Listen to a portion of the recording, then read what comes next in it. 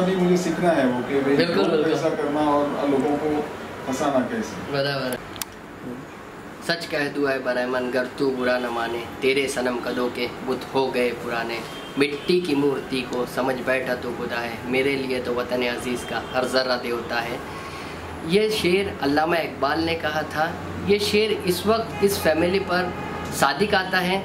ये फैमिली जो ब्राह्मण ख़ानदान से ताल्लुक़ रखती है, ये ब्राह्मण ख़ानदान एक ऐसा ख़ानदान है जिसने एक मुस्लिम लड़के की परवरिश की और मुस्लिम लड़के को अपनी मज़हबी आज़ादी को बरकरार रखने की इजाज़त भी थी। इसकी यहाँ अभी कुछ दिनों कबल ही शादी की गई। वो लड़की भी जो है मुसलमान लड़की इन्होंने तलाश की और लड़की का ताल्लुक़ अंजुमन इस्लाम बाउला यतीम खाने से रहा है। नईमा नामी इस लड़की की शादी अब्दुल शेख से हुई है। और इस घर के जो ख़ानदान के सरबराह जो है एडवोकेट आशीष नाइक साहब से हम बात करेंगे कि भाई किस तरह से आपने इस लड़के को पाला। और ये एक ऐसा ख़ानदान है जिसने मुल्क में मंदिर मस्जिद और दूसरे तनाज़े को दूर रखते हुए एक कौमी यकजहती का सबूत दिया या और फ़िरका परस्त के मुंह पर जन्नाटेदार तमाचा रसीद किया है। ऐसे ख़ानदान के सरबराह एडवोकेट आशीष नाइक साहब से हम बात करते हैं। आशीष नाइक साहब, बताइए कि किस तरह से आपने ये पूरा काम अंजाम दिया। अब्दुल के बारे में अगर मैं कहना चाहूँगा कि एक 9 से 10 साल पहले जो मेरी बीवी है सुचित्रा, वो आज जोशी पेडेकर कॉलेज थाना में प्रिंसिपल है और तब वो उसी कॉलेज में जो प्रोफेसर हुआ करती थी। तो तब उन्होंने मुझे कहा कि एक अब्दुल नाम का लड़का है और उसे कुछ तकलीफ़ें हैं, लड़का बड़ा ही होनहार है, तो अगर हम उसे कुछ मदद करना चाहें तो उसके लिए वो अच्छा होगा। तब मेरे दिमाग में ऐसा कुछ बहुत बढ़िया बात थी नहीं, तो बड़ी बात तो थी नहीं, क्योंकि हम लोग ऐसे अक्सर किसी ना किसी को मदद करते ही हैं और हमें भी कई लोग मदद करते हैं। तो मैंने उसकी बात मान ली और उसके परवरिश की जो जिम्मेदारी है वो उठाने की कोशिश की।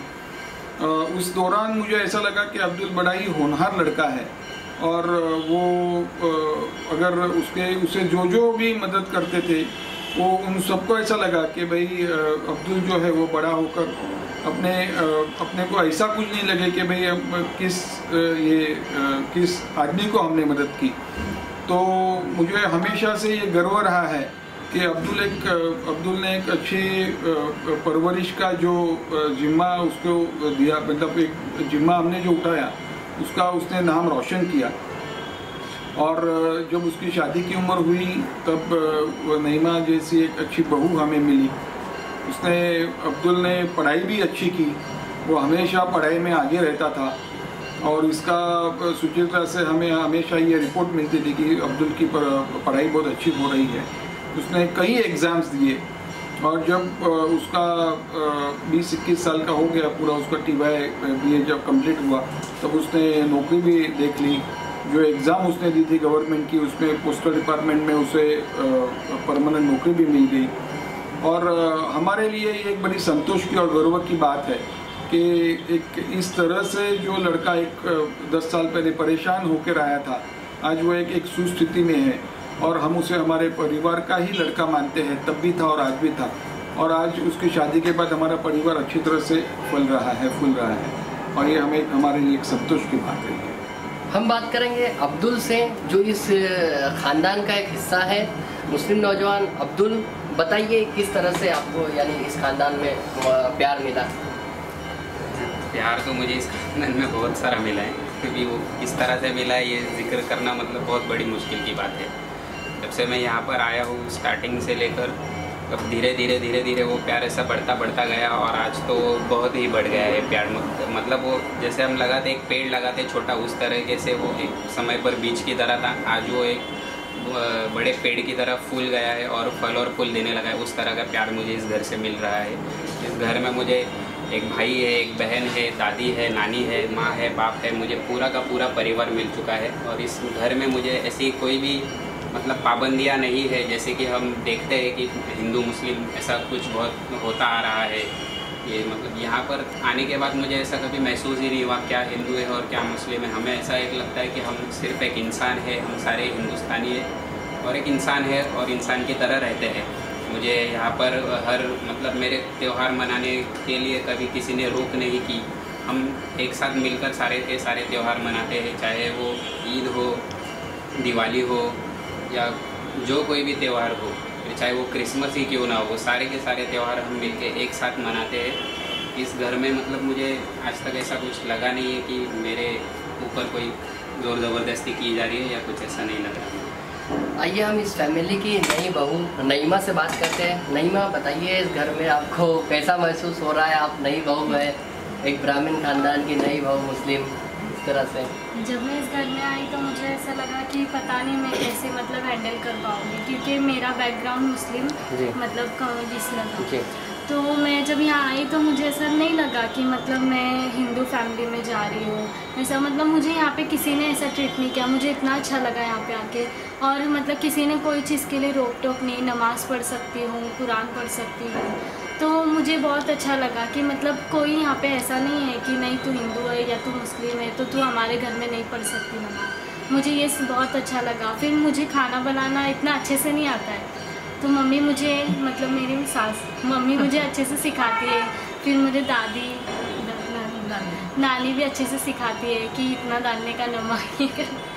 तो मुझे बहुत अच्छा लगता है यहाँ पे आके, और मतलब मैं ऐसा कभी महसूस नहीं करती हूँ कि मुझे यहाँ से कहीं जाना है। मेरे को अच्छा लगता है, यहाँ आती हूँ तो ऐसा लगता है यहाँ से जाना ही नहीं। इस खानदान को अपने से जोड़े रखने की एक अहम कोशिश करने वाली लेडी प्रोफेसर सुचित्रा नायक से हम बात करेंगे। सुचित्रा नायक, बताइए किस तरह से आपने इस फैमिली को जोड़े रखा है?